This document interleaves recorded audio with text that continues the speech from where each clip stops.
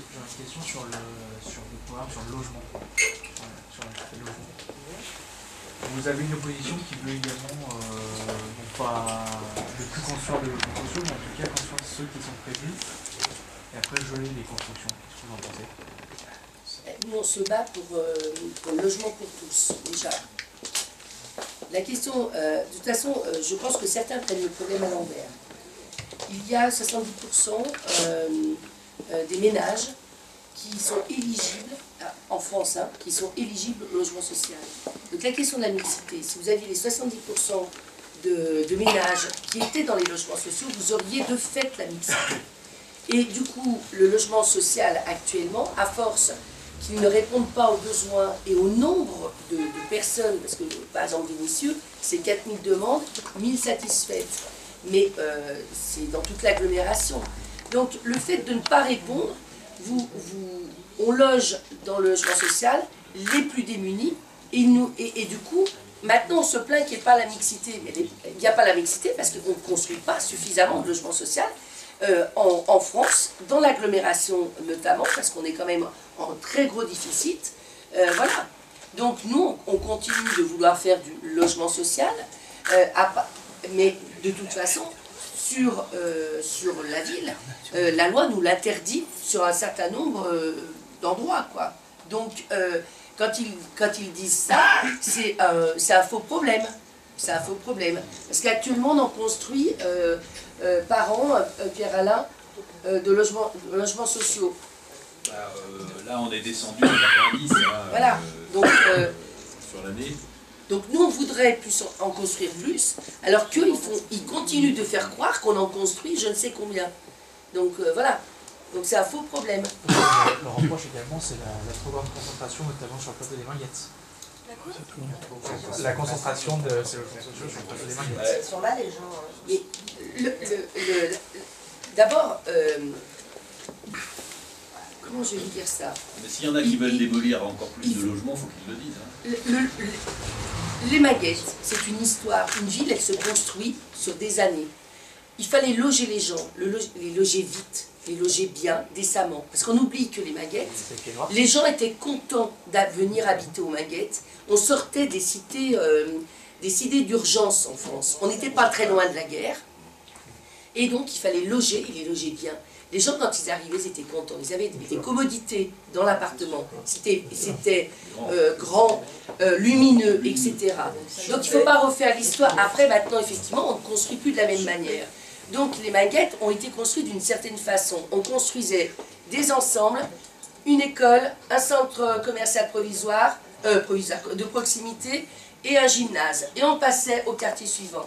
Le but de la rénovation urbaine, au niveau du NPNRU, c'est bien justement de faire en sorte que ces quartiers soient désenclavés, ne soient plus les uns à côté des autres, mais vivent effectivement, on crée des voies, etc. Et on crée, parce que dans le premier PNRU, ce qui était une réussite, parce que les gens, moi je veux bien qu'on rase la moitié des Minguettes, enfin je veux bien, non, je veux pas, mais en plus, les gens ils veulent rester ici, parce que ils aiment leur quartier, ils veulent y rester. Donc les gens, quand on démolit du logement social, il faut pouvoir le reconstruire parce que les gens veulent continuer de vivre dans leur quartier. Ils ont leurs habitudes, leur vie sociale, etc.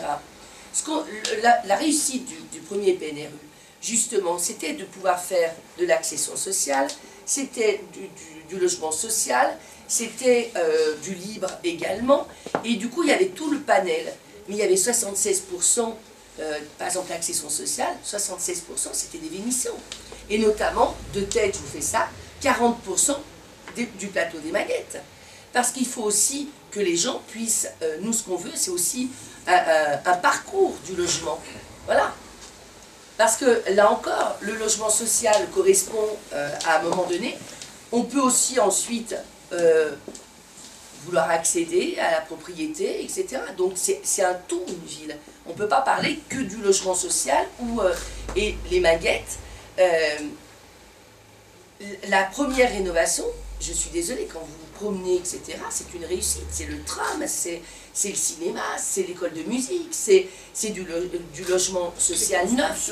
Et puis en plus, ne pas construire de logement social aujourd'hui, c'est quelque part s'entraver l'avenir. Pourquoi? Parce que dans 20 ans, quand vous êtes maire, vous construisez une ville à 20 ans, à 30 ans. Dans 20 ans, vous n'aurez que du logement social des années 60 à 2000 ou 2010. Et puis vous n'aurez plus rien après. Ben non. Donc il faut aussi construire du logement social neuf dans tous les quartiers. Si je peux rajouter, le projet urbain, programme urbain à horizon 2030, grosso modo aujourd'hui c'est 77% de logement social sur le plateau des Maguettes. D'ici 15 ans, on va descendre à 64%. C'est vrai qu'il y a une schizophrénie ambiante du côté de notre opposition, entre ceux qui disent qu'ils vont démolir, il y aura moins de logements sociaux, et dans le même groupe, on entend qu'il faut plus de logements en accession à la propriété. Donc là, on est dans un entre-soi où même dans leur propre équipe, ils ne sont pas très au clair par rapport au discours. La loi SRU, comme vous disiez Madame le maire, de toute façon, elle nous impose aujourd'hui d'être à zéro. Donc de faire croire, comme tente le faire certains de l'équipe de Yves Blin, qu'on va encore construire du logement social, c'est faux et archi faux. Ce qui ferait le plus de bien au logement social et éviterait que des quartiers se ghettoisent, c'est de supprimer le surloyer. Parce que tant qu'il n'y a pas eu le surloyer dans le logement social, la diversité de ceux qui y vivaient était beaucoup plus importante, y compris les jeunes couples avec enfants en bas âge, qui commençaient par le logement social, en travaillant à deux, ils pouvaient rentrer dans le logement social, et qui peu à peu, effectivement, dans la vie on évolue sur ses besoins, qui allaient vers d'autres types de logements, parfois, parce que tout le monde ne veut pas ou ne peut pas devenir propriétaire non plus, entre nous, hein. Bon voilà, il faut quand même le savoir. Et donc le surloyer, en interdisant à toute une partie de la population, par ailleurs assez modeste, hein, de salariés, d'avoir accès au logement social, a évidemment contribué à mettre le logement social en difficulté. C'est étonnant de droite, oui, l'aide à la pierre. Voilà, leur politique amène une paupérisation d'une partie de la population, il faudrait qu'on cache cette population. Donc en gros, il faudrait qu'on éclate, je ne sais pas comment, je ne sais pas où, parce qu'ailleurs ils n'en veulent pas, ils construisent pas pour les prendre. Donc il faudrait qu'on éclate, je ne sais pas où, cette population, parce qu'il ne faudrait pas qu'on les voit. On paupérise, mais il ne faut pas qu'on les voit. Mais normalement, c'est pas obligatoire justement de construire. Parce que je sais qu'il y a Les certaines demander communes coins qui se sont fait lyonnais ou je ne sais pas quoi, à combien ils en sont. Pour les mieux. Pour les mieux. Pour les mieux. J'avais le souvenir de Drézieux, moi aussi. 6%. Non, mais il y a 11 villes de la métropole qui sont taxées au titre de la SRU, et il doit y en avoir 19 encore qui sont en dessous du seuil, c'est sûr. Donc nous, on est pour construire du logement social partout, parce qu'il y a des besoins et des gens qui veulent habiter dans le logement social partout. Mais c'est pas parce qu'il faut en construire ailleurs qu'il faut nous interdire d'en construire ici. Entre nous se dit d'ailleurs, si on laisse de côté l'idéologie qu'il y a derrière certaines déclarations, la métropole elle-même considère que c'est un problème de ne rien reconstruire dans les villes populaires. C'est pour ça d'ailleurs que la métropole a demandé une dérogation à l'ANRU, donc à l'État, qui ne lui a pas répondu positivement pour l'instant.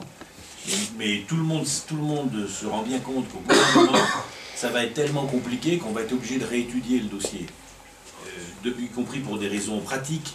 Parce que par exemple, effectivement, quand les 2/3 des personnes veulent être logées dans leur quartier, à bout d'un moment, c'est plus possible. Si on ne fait que démolir et qu'on ne construit pas, c'est plus possible. Donc il y a des raisons urbaines, sociales, techniques, qui conduiront de toute façon à réévaluer cette interdiction, dont je vous rappelle dans quelles conditions elle a été prise. Hein. Un Premier ministre, donc je ne sais pas si vous vous rappelez qui c'était. C'était sous qui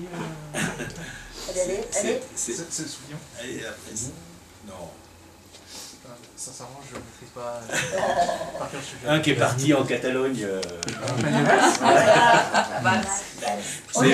C'est Valls qui, après les attentats, a fait une déclaration tonitruante sur l'apartheid des banlieues, un terme quand même qui est insultant pour ceux qui sont pour la génération qui s'est battue pour Mandela contre l'apartheid, parce que franchement, dire que nos quartiers c'est l'apartheid avec la référence à l'Afrique du Sud, c'est absolument intolérable quand même. Hein. Et c'est à partir de cette déclaration que dans la foulée, ils ont changé l'orientation, parce que l'en rue 1, on pouvait reconstruire partiellement, hein. On reconstruit dans la diversité des formes, des modes, etc. Mais on pouvait, et à partir de là, on a décidé qu'il ne fallait plus. Parce que c'est pas le logement social qui est un problème. Ça veut rien dire.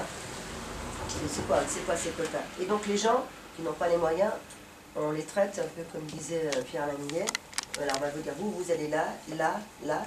Ils n'ont plus le droit, ils n'ont plus l'envie, ils n'ont plus le droit à choisir où ils veulent habiter. C'est pas ça l'apartheid qu'ils mettent en place.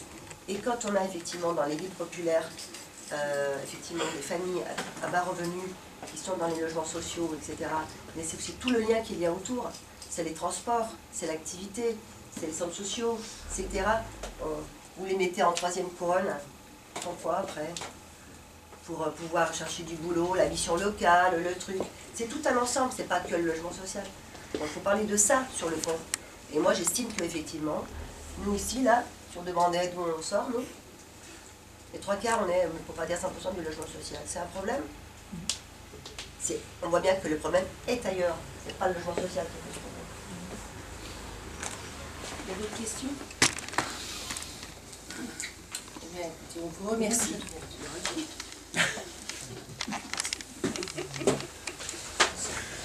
Et on vous invite à boire un verre. Et on vous